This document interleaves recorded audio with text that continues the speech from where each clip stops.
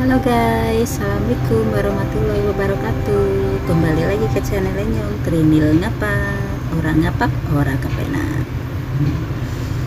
Nah, di video kali ini saya lagi bersama Buntet ya teman-teman. Si Buntet ini tiba-tiba datang ya, minta dipangku kali. Udah lama nggak saya pangku ya teman-teman. Jadi di video kali ini saya mau menjelaskan sama teman-teman ya yang kemarin sempat pada inbox ya, baik di WA atau di Facebook, tapi belum saya baca semua ya karena saking banyaknya. Saya minta maaf ya, nggak bisa saya balas satu persatu karena saya memang waktunya susah sekali ya teman-teman. Jadi seperti yang di live kemarin saya sudah menjelaskan ya, saya itu seminggu kemarin itu sibuk banget ya, cuma hanya 1 minggu saja saya nggak interaksi sama teman-teman, itu channel saya udah banjir banget ya guys. Jadi agak keder gitu ya teman-teman. Jadi untuk teman-teman yang belum saya kunjungi, saya mohon maaf ya, pelan-pelan pasti akan saya kunjungi.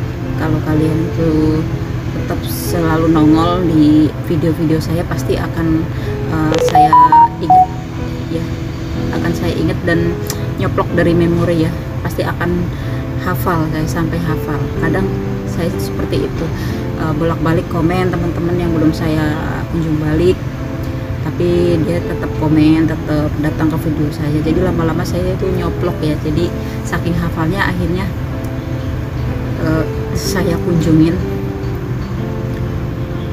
dan bakalan saya ingat terus ya, karena terlalu banyak komentar. Jadi apa ya, sampai saya itu hafal nama-nama channelnya gitu.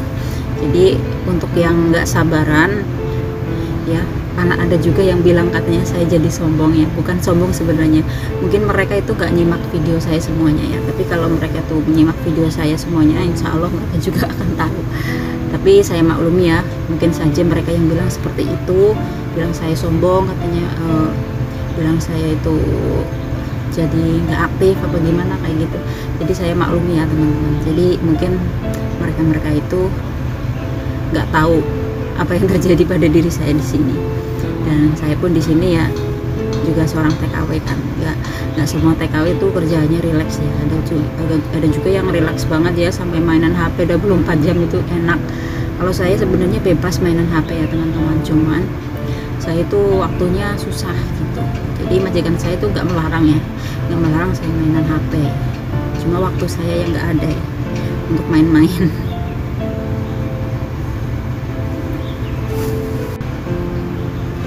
Sebenarnya mulai minggu kemarin ya saya udah mulai aktif, cuman sayangnya itu minggu kemarin saya itu sibuk, saya ketemu sama temen, terus kebetulan juga ketemu sama calon majikan saya yang baru ya, nanti setelah saya pindah di sini.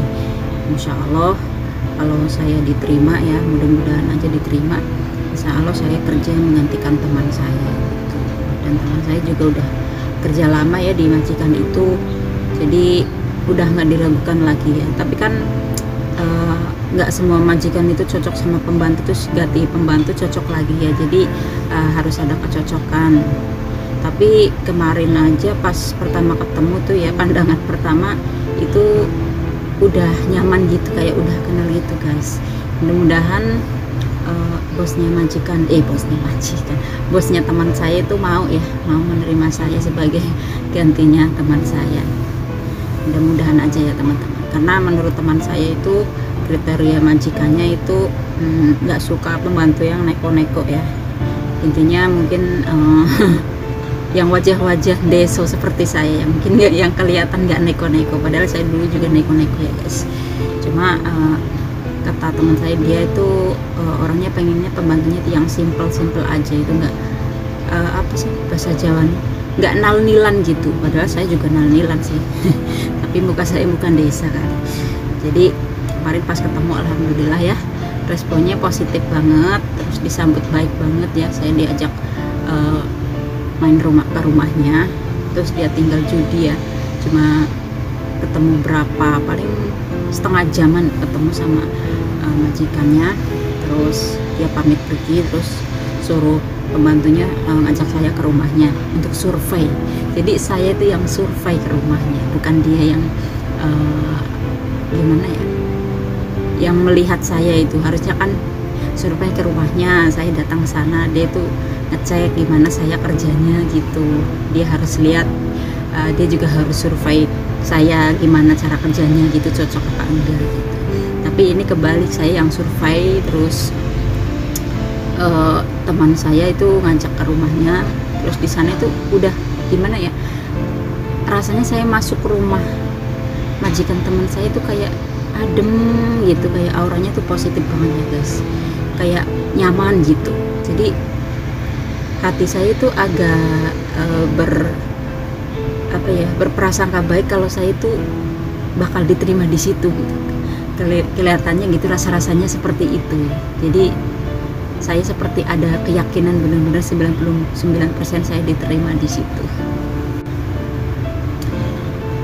Jadi kemarin itu di sana itu jam berapa ya, saya ketemu itu pagi ya teman-teman, pagi jam 10-an kalau nggak salah, jam 10-an, jam 10 lebih atau jam 11 saya ketemu ya, karena majikan teman saya itu suka judi ya, jadi dia sering pulang sampai pagi, mungkin dia juga bangunnya agak siangan. Jadi teman saya itu nunggu majikannya bangun, habis itu ketemu saya, terus diajak belanja, shopping ya kemarin, shopping terus ya kayak gimana ya, kemarin saya itu kayak salting gitu. Jadi kriteria majikan teman saya itu hampir sama dengan majikan pertama saya yang dulu ya, majikan pertama kali saya ke Hong Kong itu yang dulu saya urus sampai meninggal ya, di umur 63 tahun majikan pertama saya itu meninggal, dan dulu saya posisi masih gadis ya. Jadi pas waktu itu saya cuma sama anaknya ya, anaknya satu laki-laki, jadi sama orang tua saya ya, sama bapak saya spesialnya saya nggak boleh nambah. Padahal ya di situ enak sih sebenarnya, enak banget, cuma jaga kucing ya, karena itu apa ya, saya pengen nambah sebenarnya, kan saya kan udah 4 tahun ya di majikan yang pertama dulu itu, saya pengen nambah 2 tahun lagi gitu biar dapat loan service sih ceritanya, tapi nggak diizinkan sama almarhum bapak saya ya, dan almarhum bapak saya menginginkan saya untuk cepat menikah, jadi terpaksa saya pulang ya. Nah, karena saya pulang, jadi anak majikan saya yang pertama itu dulu nyari gantinya, dan gantinya itu sampai sekarang nggak pulang guys. Jadi sampai saya pulang, saya kesini lagi, dia masih di sini, dan sempat ketemu dan saya main ke rumahnya, dan sampai gini sih ngeledek, kok kamu kesini lagi, tapi maaf ya saya belum bisa move on dari sini, saya nggak bisa pulang, pokoknya saya masih betah di sini gitu. Nanti kalau saya udah pulang dari sini sampean masih di sini, gantiin aku aja kembali ke sini gitu. Ya udahlah ya, jadi saya itu ya masih silaturahmi ya teman-teman, cuma saya akan membatasi karena nggak enak lah, karena udah jadi rezekinya orang, masa iya aku harus ikut campur gitu. Sebenarnya nggak apa-apa sih main ke sana, cuma kayak nggak enak aja gitu. Dan akhirnya ya saya dapat majikan yang ini. ya alhamdulillah juga udah 4 tahun ya, hampir 4 tahun juga di sini. Tapi saya nggak akan nambah di sini ya, udah fisik saya udah nggak memungkinkan untuk kerja di sini terlalu lama ya. Jadi saya putuskan untuk pindah, walaupun saya harus membohongi keluarga majikan saya yang sekarang.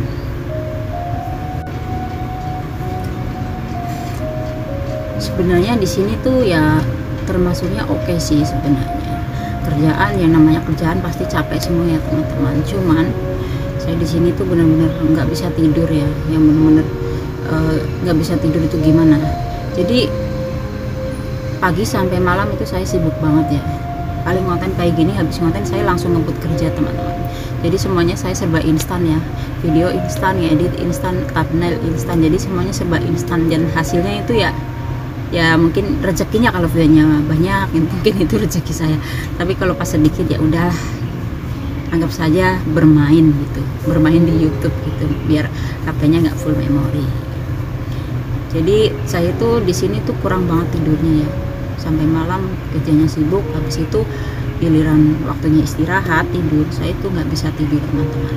Jadi harus nungguin anak tidur, dah anaknya susah banget tidurnya sampai malam, sampai jam 12, jam 1 kadang sampai jam 2. Udah gitu saya udah mau tidur, dia terbangun lagi nangis. Kadang cuma hanya pengen ke WC aja nangis, padahal ke WC aja tuh dia udah bisa ke WC sendiri, tapi nangis dulu, berisikin semua yang di sini. Anaknya yang gede juga suka marah-marah karena adiknya selalu begitu. Terus seringnya pengen tidurnya bareng sama saya. Lah saya tidur bareng otomatis kan kaku ya. Ranjangnya ini kecil nih, ranjang yang saya dudukin ya, ranjangnya kecil. Kalau saya tidur di sini tuh nggak bisa gerak, jadi kalau saya bangun tidur tuh badannya sakit semua. Otomatis kan Bu Bos juga marah-marah ya. Satu marah sama saya, kenapa kok mau nemenin, 2 nanti marah sama anaknya lagi. Jadi di sini tuh serba ribet ya teman-teman. Ya habis itu saya itu paling nggak suka ya, terus terang paling nggak suka majikan saya itu sering kekerasan dengan anak. Jadi main kekerasan dengan anak. Jadi itu benar-benar pemandangan yang nggak sanggup saya lihat ya teman-teman. Saya sering nangis, saya sering tertekan hanya karena melihat omongan saya diperlakukan keras oleh orang tuanya sendiri. Jadi nggak banget lah. Kalau masalah dia ngomelin saya itu wajar ya, pembantu diomelin sama majikan itu udah hal biasa. Itu mental saya udah gimana ya, udah biasa aja, nggak ngaruh buat saya. Tapi saya itu paling nggak kuat ya teman-teman kalau lihat anak itu dikerasin sama orang tuanya. Karena saya sendiri jauh dari anak, saya juga malah pengen deket sama anak ya, nggak pengen ninggalin anak. Kok mereka yang dekat sama anak tuh seperti itu. Jadi rasanya saya itu gimana ya, sedih, nggak senang lihatnya kayak gitu.